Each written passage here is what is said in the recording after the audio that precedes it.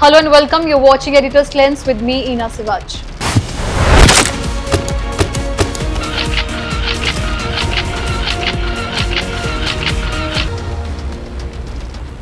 Over the past few days, the world has become polarized due to the conflict between Iran and Israel, sparking extensive discussions in the international media about the recent escalation of hostilities spreading across the Middle East. Amid the ongoing conflict with Israel, Iranian President Ebrahim Raisi, during his visit to Pakistan, openly issued a warning to Israel, stating that any attack on Iranian territory would lead to a radical change in dynamics. In today's video, we will analyze these events, exploring the circumstances preceding the attack on Israel, the key factors leading to tensions between Israel and Iran, and how India's interest in the West Asia region will be safeguarded. Following the attack by Iran on Israel in the early hours of April 13, which involved over 300 missiles and drones, Iran's envoy to the United Nations reiterated the nation's stance, asserting that it was exercising its inherent right to self-defense in response to what it perceived as Israeli aggression.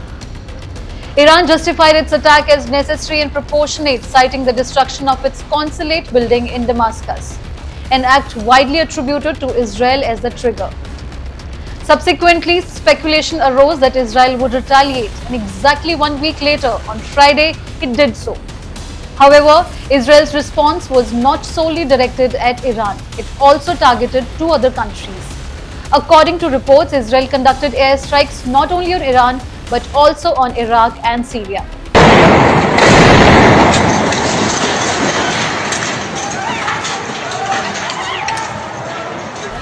It was reported that in Baghdad, the capital of Iraq, a building was targeted in an airstrike. This building was hosting a high-level meeting attended by several groups supported by Iran, as well as members of the Islamic Revolutionary Guard Corps, IRGC. Reports also indicate that Israel's airstrikes targeted military installations in southern Syria, particularly in the As-Suwaida and Dara provinces. As of now, Israel has not officially confirmed these airstrikes. Iran and Syria are close allies, with Syria often considered Iran its closest nation. During the civil war in Syria, Iran provided significant support to the Syrian government. Iran extends various forms of assistance to its ally Syria. Another commonality between the two is their strained relations with the United States, with neither country enjoying an amicable relationship with America. Similarly, Iran and Iraq's friendly ties are not hidden from anyone.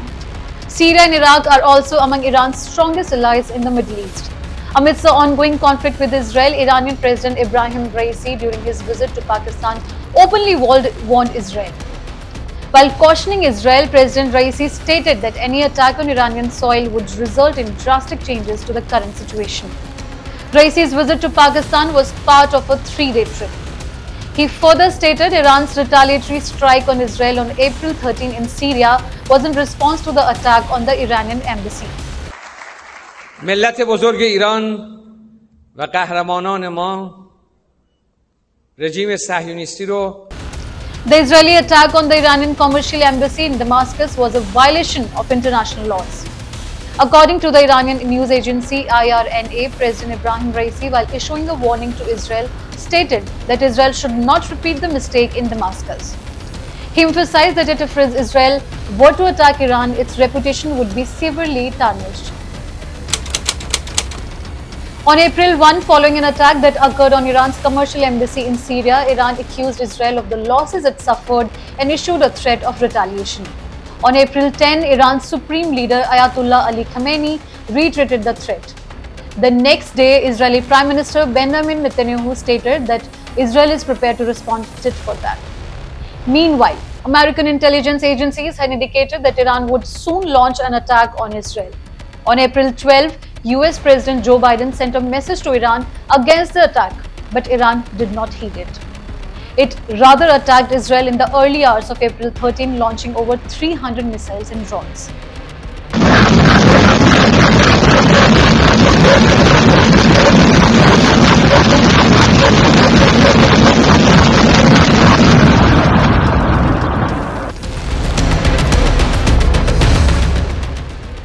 Iran says its attack was in response to the bombing of its embassy in Syria's capital, Damascus, earlier this month. What's worth noting here is that this marked the first ever direct attack by Iran on Israel since the conflict began in the region in October last year. Although Iran's proxy groups were involved in attacks on Israel since October 7, after the attack on the Iranian embassy, this responsibility it occurred was transferred to the Islamic Revolutionary Guard Corps, IRGC. The IRGC Supreme Leader is loyal and he brought options for retaliation. Afterwards, the Supreme Leader ordered the firing of missiles and drones. رژیم صهیونیستی با تنفس مصنوعی آمریکا امروز زنده است. او در اتاق مراقبت‌های ویژه سیاسی و امنیتی و روانی آمریکا در حال نفس کشیدن است. هرگاه این دستگاه تنفس مصنوعی غرب از بینی رژیم صهیونیستی برداشته شود، او حیات نباتی به خود خواهد گرفت و فرو خواهد ریخت و این نزدیک است، دور. It is said that Iran's attack was a messaging attempt. Iran has not yet revealed its most dangerous cards, but it has shown the ability to respond. This message was evident in its statements.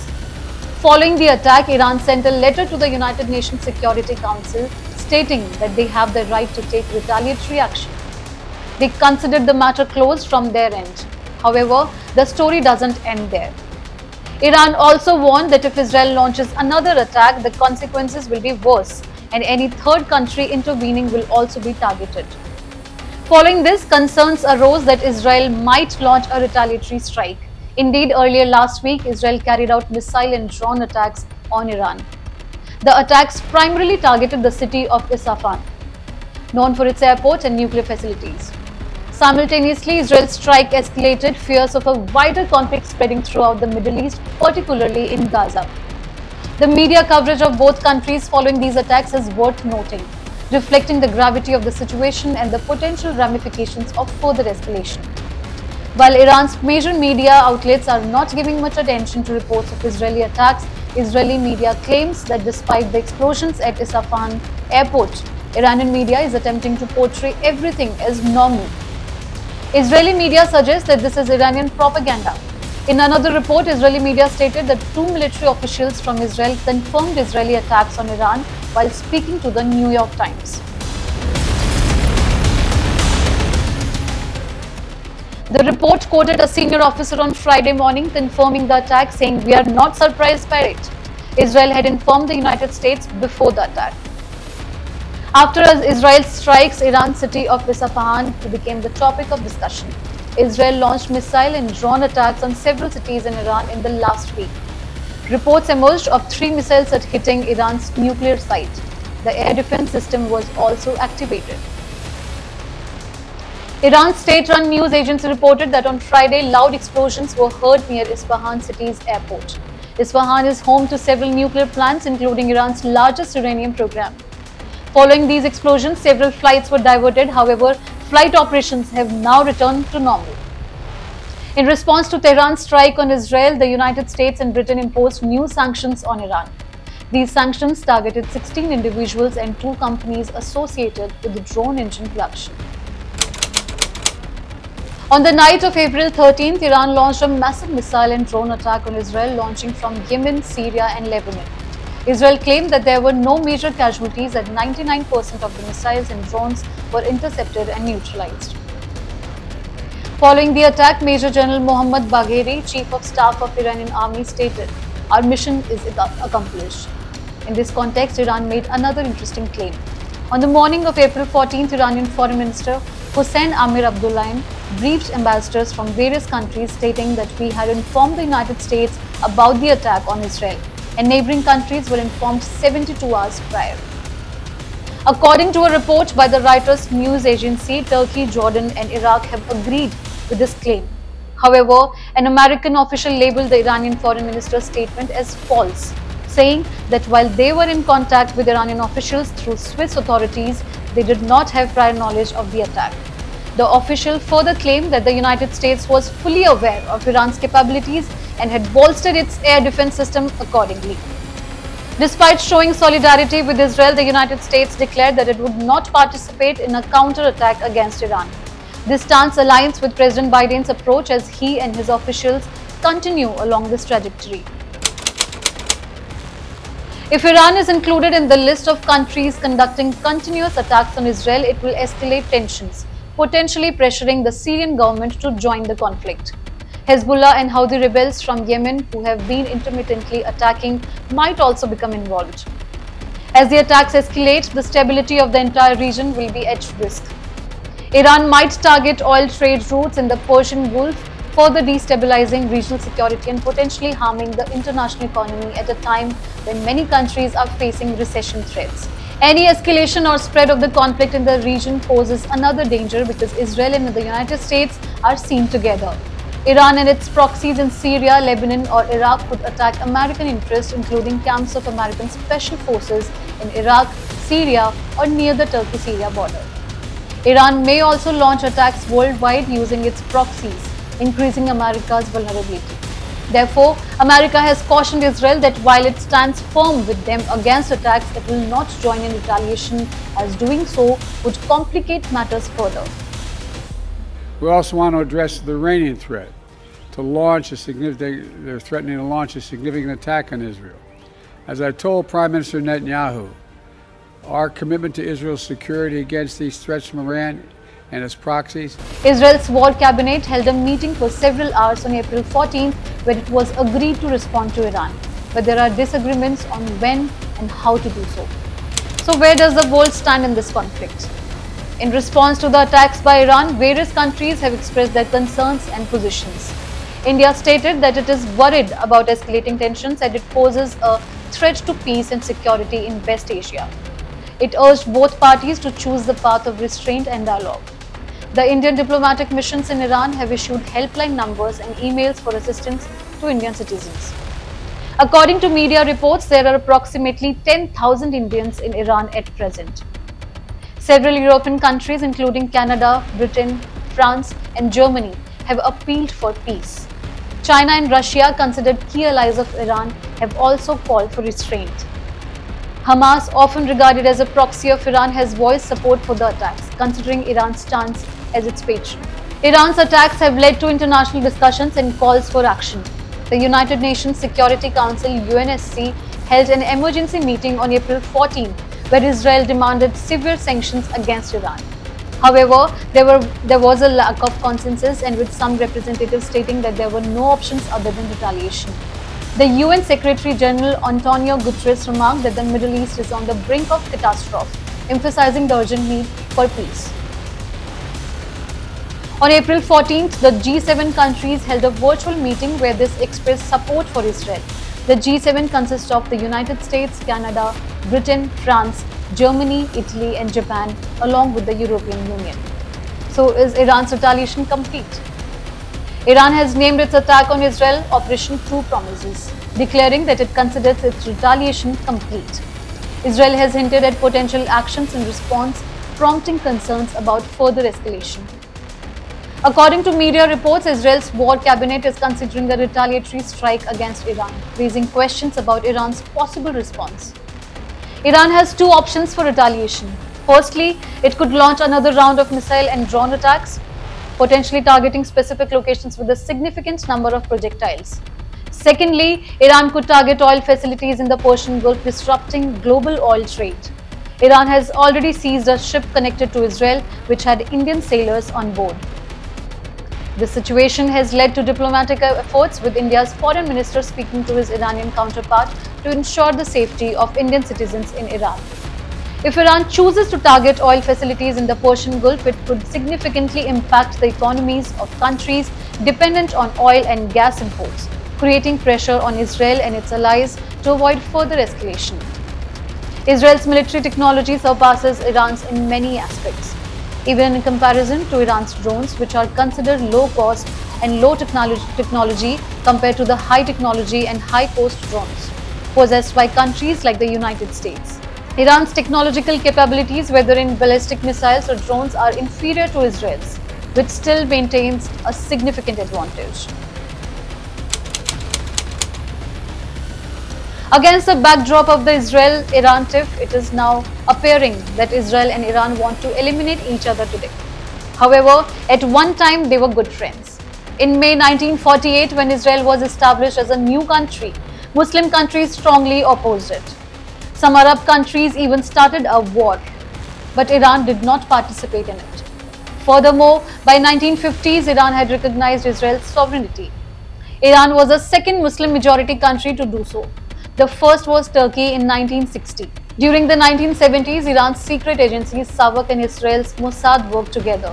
Later, both countries also started a joint project to develop nuclear missiles. Israeli engineers and scientists worked in Iran in large numbers. Then came 1979 and everything changed.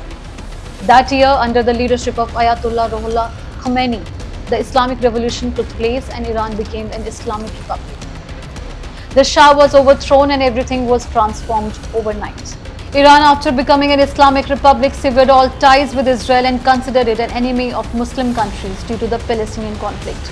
All relations were cut off and travel restrictions were imposed, including flight suspensions. Israel was instructed to manage its affairs without Iranian involvement, and Iran handed over its embassy building to Palestine. Subsequently, tensions escalated and accusations were made against Israel and the United States for the assassination of top Iranian scientists and commanders. Israel's name also emerged in attacks on Iran's nuclear facility. In a significant event in November 2020, Iranian nuclear scientist Mohsen Fakhrizadeh was assassinated with accusations directed towards Israel and the US. Conversely, Iran faced allegations of attacking American and Israeli oil tankers. Then in October 2023, Hamas launched a terrorist attack on Israel, killing over 1,100 people and capturing more than 200. This led to ongoing conflict in Gaza, with Iran openly supporting Hamas. Iran's proxies began targeting Israel and its allies, receiving weapons and training from Iran. Many media reports suggest that Iran did not fully demonstrate its capabilities during the recent attack. Instead, Iran aimed to showcase its ability to target Israel without causing significant damage, potentially to avoid escalation. Most of the missiles and drones were intercepted, resulting in minimal damage to Israel. Iran's domestic considerations were also crucial, as the attack was framed within the context of invoking Article 51 of the United Nations Charter, which pertains to self-defense. Iranian media celebrated the attack despite minimal damage inflicted on Israel. In the Middle East, India's interests lie in maintaining stability and promoting peace. India can safeguard its interests by adopting a balanced foreign policy approach, as demonstrated by recent statements. For instance, when a terrorist group attacked Israel on October 7, India swiftly and firmly stood with Israel, a long-standing friend, without taking sides. India emphasized the need to de-escalate tensions and advocated for diplomatic solutions to prevent the conflict from spreading. India's stance underscores its commitment to combating terrorism. Whenever a country faces a terrorist attack, India stands in full solidarity, irrespective of its relations with the affected nation. However, in the case of conflicts between two influential nations, especially those with which India shares good relations, India engages in dialogue with both sides. India offers mediation if required and ensures that its support is unbiased. It is noteworthy that previous governments have been accused of favoring Palestine over Israel or Muslim majority nations over Jewish ones. Similarly, the current government faces allegations of supporting a Jewish agenda over a Muslim majority one. However, India's foreign policy remains guided by principles of non-alignment and diplomacy, ensuring impartiality in its engagements with nations across the globe.